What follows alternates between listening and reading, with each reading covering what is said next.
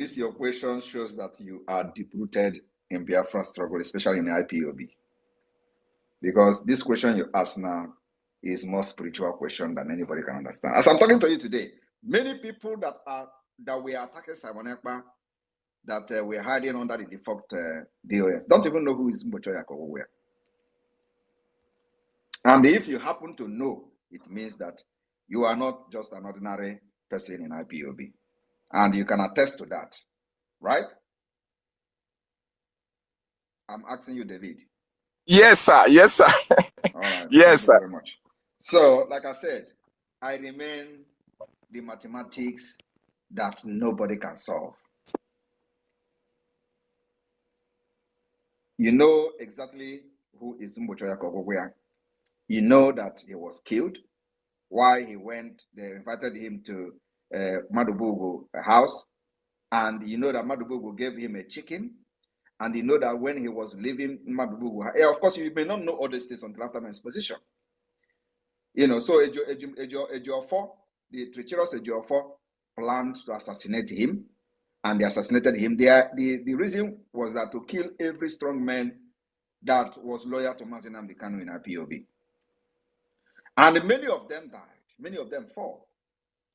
I came and rescued many that I rescued today, that are doing these wonders you see today in the Biafra Defense Forces. I rescued them. So that story of how Mbochoya Kogowea was killed is something that will shock Mazi Nnamdi Kanu to bone marrow if he find out. Ejiofor went to Madubugu house, inviting this man for no reason, only just to kill him. After the meeting, Madubugu gave him chicken. And when they came out, there are some ESN commander with him. Madubugu would tell him to follow the right or the left, while Ejiofor followed the other way. That place where they asked Mbochoya to follow was where the armor tank was waiting for them. And immediately they sighted them, they crushed them. If you look at the picture that I posted some time ago, you will see even the chicken on the floor. They killed Mbochoya Kogowea. And I made that exposition because I remain a mystery and a mathematics they can never solve. And anybody who is deep-rooted in Biafra and watch the exposition I made on Mbochoya Kogowea and still supporting them that time means that you have a problem. So my answer to your question, after I have highlighted that exposition I made, which means, the way I said it now, you know it is in my brain, is that yes. So it means that I remain a mystery. And that mystery I will remain until Biafra is declared and defended. Thank you. Thank you, sir. My last question. Thank you. And then also remember, David. Go ahead. So go ahead, success. PM, go ahead, PM. And then also, Don't take Naira. And then also remember that I did not know Mazi Nnamdi Kanu. I've never met him anywhere. The formation of ESN and all that. Remember that I am a dragon by nickname. And in my house, I have had swords that is inscripted, dragon inscripted on it. I've had sword that is a dragon sword, and Eastern Security Network flag was a dragon flag. It was a coincidence. Also, remember that Eastern Security Network name was ESN. My name is Ekpa Simon Njoko. But everybody was, I was just normally called Ekpa Simon or Simon Ekpa. So when I made it known that my name is Njoko, the reason that I made that known is for them to know that my name itself is an Aroshi name. And they said I have added N. in my name in order to claim ESN, that they are going to take me to court for fundraising, blah, blah, blah. Until today, these criminals continue, maybe they have stopped saying it, that I just added N in my name. But I did not add that. My name is Njoko. I'm just asserting it is official name in my document from the beginning to now.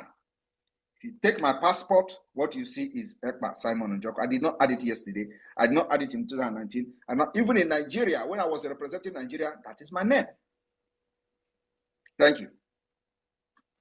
Thank you, sir. My last question. I can confirm the consistencies in your response. Now, I was also aware when you made that expositions concerning your name, Njoko, and wasn't not available when Eastern Security Network was formed. Now, my last question to you, sir. You see, when Mazi Nnamdi Kanu was kidnapped, a lot of things happened. A lot of Biafrans were heartbroken. Some even had heart attack and some died. You came at the right time. And during the time of where the drawing of the maps, you were saying that, yes, this is the real map. Even this is the map that it was like this, even when Ojukwu was drawing up how Biafra would look like. In some submissions you also made, you said, yes, this is what Mazi Nnamdi Kanu wanted. This is how he wanted it to be, and you are following on that line. My question is this: the template you are using for this restoration of Biafra, was it transferred from Ojukwu to Mazi Nnamdi Kanu and from Mazi Nnamdi Kanu to you? Or you drew up the template, sir? That's the last question. Thank you so much. Thank you very much. The template we are using is the template of our forefathers. Many of you could remember that there was a time when Onyendu was kidnapped newly. I came and I asked God for wisdom of 1,000 men. In that same broadcast, I also asked Biafran, if you know you have anything in your possession in regard to this struggle, bring it forward. That gave birth to what you see today. Thank you.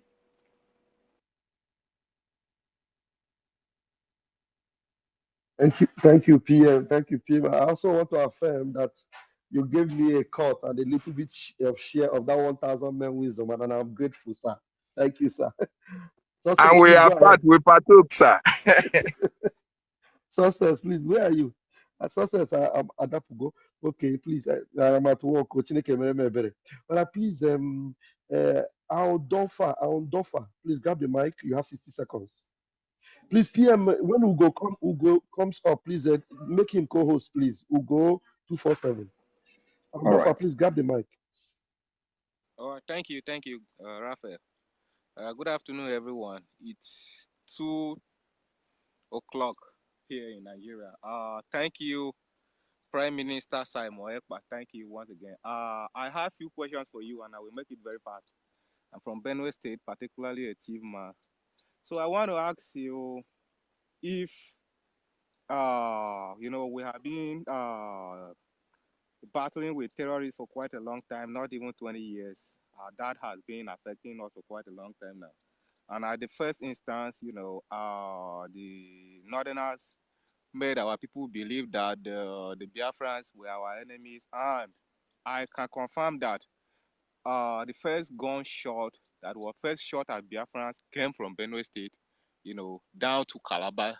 That was where the war started. So, now I believe our people have realized how painful it is to support evil, and the evil has already haunted us for quite a long time. So I want to ask you if you are going to include us in your nation, and how you are going to include us. That is my first question. Thank you. You want to join Biafra? My PM, there are so many Nicodemoses, so please don't be surprised. Nicodemoses are coming, and they are coming by the night to ask Jesus. Tevon, you want to join Biafra? Yeah, of course. Well, what I have done for you people, what we are doing now, is to raise an army to defend your land. And at the end of the day, when we get to that bridge of looking for alliances, we can stretch our arms to the Middle Belt. So if I see how serious the Middle Belters are, for now, we have actually invested on the security of the Middle Belt. But those who are handling that issue of security have not earned my trust completely. So they still have Nigerian mentality in them. Otherwise, we have stretched our arms of friendship to the Middle Belt by making sure we raise security, armed security in your region to protect your women and children. We have done that. Even as a government in exile, struggling, we have invested in your region to see, because when we push the terrorists out of your land, we become more secure too. And that's why it is important that the Middle Belt should rise up so we can fight this thing together. It is no longer the time you join Nigeria to kill us. You should rise up now that Biafra are burning like flame. It's going to be an advantage to you people. You can never ever succeed in Nigeria and become anything under Nigeria enslavement and Nigeria setup. The best thing for you as a Middle Beltan is to form your own state. We can even have, extend and stretch our confederating state up to the Middle Belt. We are more comfortable with that. But for now, what we try to do is to make sure we help people with the security so that these people that are coming to kill you, we at least see some resistance. So far, so good. The people in charge have not earned my trust 100%. So, but we'll continue to push irrespective of that. So the most important thing is not about joining Biafra, but about making sure you raise army and stand up against the people that are coming to kill your people. That's the most important thing. We start from there. And when we see, and let me tell you, I said we the Biafra government have invested money in your region, because it is also, just like I'm explaining in the beginning about what the Nigeria terrorist is planning to do to America and Europe. So we are also fighting a proxy war, trying to defend your land, because when we do that, we're also defending ourselves. Pushing them away and very far from our border is by, building a very strong resistance in your region. So I think if anybody from Middle Belt is hearing me, this is the time we should rise up. First of all, to build a very strong resistance fighters to defend your land, defend your women and children, so you will not be killed the way you're getting killed now. Look at for how many years they have massacred your people, massacred your region, and nobody is talking. Nobody is doing anything. But when one person rise up now in Middle Belt, they will carry the person picture and be running up and down. He's killing Nigeria soldier, because Nigeria soldier is collaborating with these criminals and these terrorists to kill your people. You have never seen Nigeria soldiers coming to repel the killers. Rather, they join them, give them cover, and give them shelter. So when anybody rise up from your region now, they will be carrying the person up and down. Oh, look, he has come. Like, they killed Ghana. Ghana was killed by the Nigerian army. If Ghana is alive today, no matter what he is doing or what he has done, if Ghana happened to be alive today, believe me, we would have joined forces with Ghana to deal with the terrorists that are coming to kill your people. But they killed Ghana under the watch of the governor Otto. They deceived him, carried him in the, Otto gave him all assurance that, he'll be giving state pardon, blah, blah, blah. They carried him in the car and killed him on the way. Nothing happened till today. Ghana is gone. So what I'm trying to say is that we have invested money in the people of Middle Belt trying to build security, but the Nigerian mentality is very much inside them. And we are looking forward to see them changing so that the effect of what we are doing and our money will be felt and seen in the Middle Belt. Thank you. All right, thank you very much, Prime Minister Simon Ekpa. You indeed answered all my questions, and I'm very happy with that. So I'll stop right there. Not gonna ask more questions. You have already answered all my intended questions. Thank you very much. You're welcome, Seva. You're welcome. Thank you. Please, Warrior Sister, get ready to come up now immediately. My PM, please, sir. Could you please help co-host Ugo 247, sir? Thank you, sir. Warrior Sister, please take the microphone. Thank you very much. Oh, Batobie! Oh, Dogu! Indeed, you are the Libertan. You are the Agbaragburu. We love you. Thank you very much. Urobo Soko love you. We adore you, sir. My question is this. It's regarding Oduduwa. Because I remember Koiki came up some time ago to talk about how you people were making meeting with Igbo. So I went to his space, to his one of his space, and I asked him this question about Igboho, that what is he doing regarding our leader, if he's coming out to talk, because since they released him, we've not heard from him properly. So I asked him, and he said Igboho is listening and he will answer us. Immediately, sir, Igboho rang in and said to us that he's going to speak more on our PM. My question is this: if the Oduduwas then agree to work with you, sir, to fight with you, to take them like alliance, like you are doing with the Middle Belt, will you welcome them? Because you know there are some saboteurs in this Oduduwa nation. So I'm asking you now, is it possible to stretch your hand of friendship to those that are willing to work with you, sir? Thank you, and God bless you, sir. We are ready to work with serious people. So anybody that is serious, our arms are open to work with them. Thank you.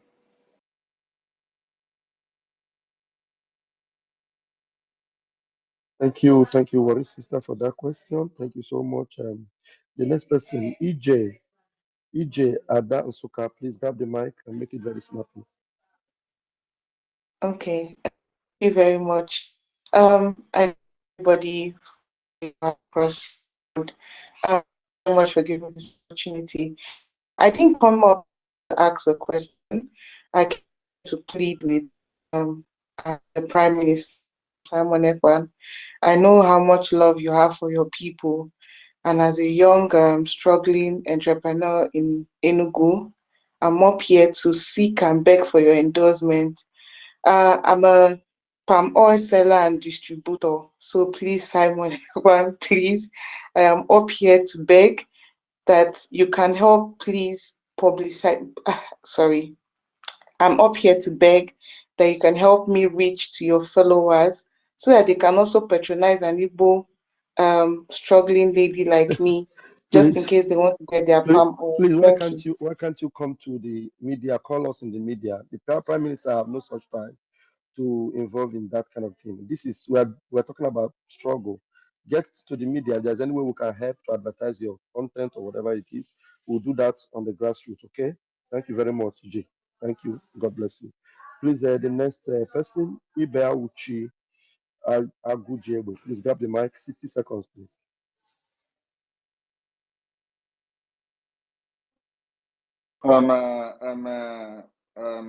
Please, just to encourage that our sister, send me your if you have any leaflet or something about your oil business or your palm oil business, send it to Vam, and I will help you to tweet it. It's the spirit of Biafra. Thank you. Wow, thank you, PM. Thank you. Please, EJ, please get to me from my DM, or you write me on my phone number +3935. Yeah, +3935 100 33521 +39 35 100 33521. Reach me, and then I will get to the PM. You are blessed to be here today. Okay, Agujebe, please go ahead, please. Do not waste time. Agujebe is not ready. Please, Ibea Uchi. Okay, Abu Gweje, you are the one I gave the mic. I'm not ready. All right. Rage and Fury, please grab the mic. 60 seconds, please.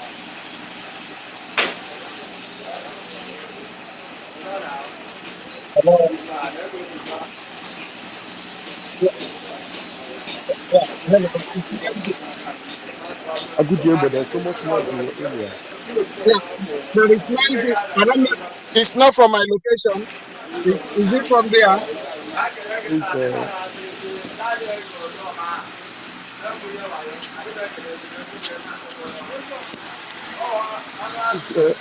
my PM, sir, is Ugo not accepting the co-host, sir? Ugo, is he not accepting the co-host, sir?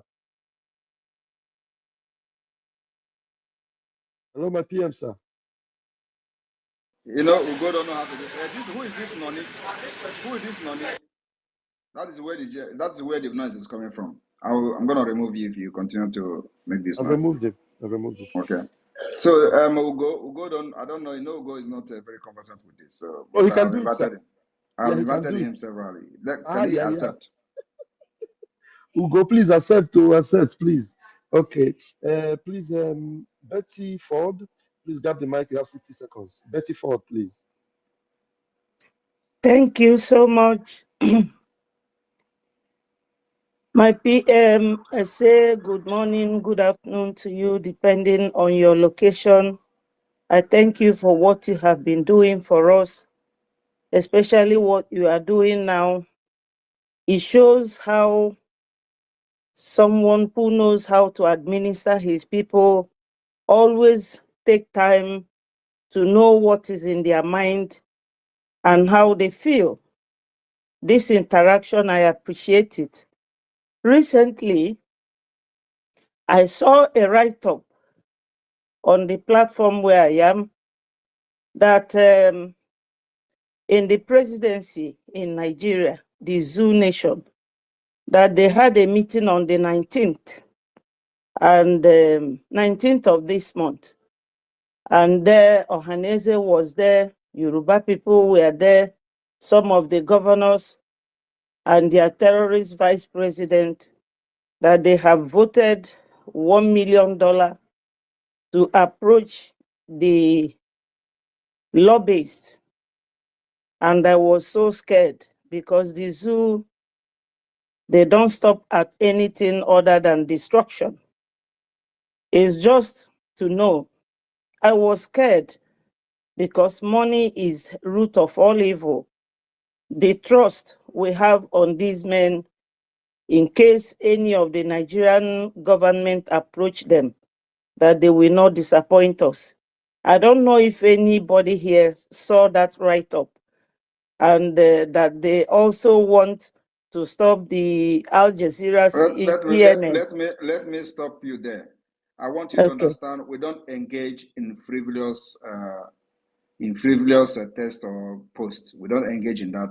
We trust the lobbyists, we trust them, and we can never break that trust. So what they do is to push those kind of posts so that we begin, those who do not understand how the system works will begin to have doubt in our lobbyists. We trust them and they can never make us not to trust them. So I don't entertain such frivolous posts on a space like this. If they like, they can have meeting, they can bring $5 million, they can do whatever they want to do.